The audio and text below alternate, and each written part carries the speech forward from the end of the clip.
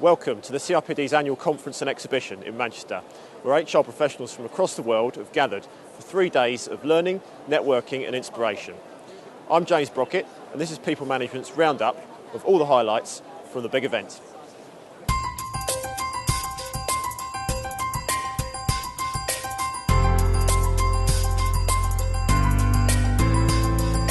Opening the conference, we had former Tesco CEO Sir Terry Leahy, who shared his 9 management lessons that were central to the success of the retailer during his years at the helm. He told delegates that the first duty of a leader is to find out the truth about what is going on in their organisations. Only then can they bring about change. CIPD President Jill Ryder spoke to People Management's editor Rob McLaughlin about the value of Sir Terry's presentation. Oh, I thought he was absolutely the line manager that we'd all want to work for. He really talked from the heart about what good people management is. The first day also saw a well-attended session from Deborah Baker, People Director of Sky, who talked about the importance of L&D in engaging staff, even those counted among the top talent in an organisation. The afternoon's highlights included Angus McGregor, HRD of Eversheds, who shared his tips on how to manage top employees, who can also be among those most difficult to manage. Wednesday's second keynote saw a panel discussion between 4 top HR leaders, Vance Kearney, Heather Corby, Jane Marsh and Samantha Austin-May, talking about how to foster innovation in your organisation. Kearney invoked the example of the late CEO of Apple, Steve Jobs. He said that innovative people can seem impatient and unreasonable at the time, but can make the biggest difference to your bottom line. Wednesday also saw an inspirational session on social media from Matthew Hanwell of Nokia and Neil Morrison of Random House. They called on HR to get to grips with the Twitter sphere and to use new forms of communication to its advantage.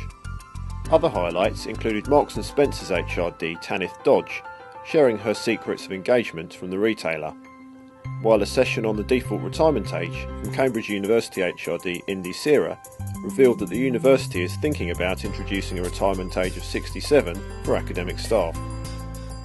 The last day opened with Karen Callahan of Innocent Drinks, discussing how to go about building the right HR capability in a fast-growing small company. Finally, management expert and author Marcus Buckingham brought the conference to a close with an inspirational talk about the strengths of your organisation and the strengths of your people and how to maximise those for business advantage. We asked delegates and speakers for their highlights from this year's conference, and here's what they said. Favourite thing about the conference? The wide variety of exhibitors. It's the ability to meet lots of different suppliers, particularly focused this time on HR software, and just be able to meet them all and see what their product's about, and also meet some old contacts and meet some new people. The exhibition's been fantastic. I think sometimes as HR professionals we spend perhaps a bit too much time chained to the desk, and it's good to get out there and look at the other things that are available to us. It's been wonderful being able to network, especially all the exhibitions, and getting to understand different types of things that are happening in the employment world. I've attended a 3-hour workshop in the morning. That was basically about career management. I did a particularly good workshop this morning with the Bridge Partnership. The free sessions that are going on around the site. The free sessions are great, and it's nice to just be able to dip in for sort of half an hour.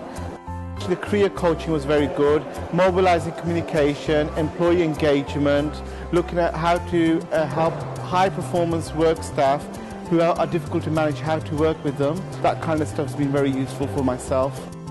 Twitter University, or Twitterversity I think it was called. I'm a complete newbie when it comes to Twitter. I've never used it, never tweeted, never really knew how to do it, and they really took us through and encouraged us to do some tweeting actually while we were there. And it's good today to see that you've actually encouraging CIPD Twittering, CIPD 11, but particularly you have the screen up to see the interactions, which encourages people to tweet. One thing is very reassuring, because we all know that we're in interesting times, but there's been a very common theme, which is talking about how organisations can survive and thrive throughout this recession. What a great conference. So much learned to take back to the office and leave you feeling inspired. That's all for this year. See you next time.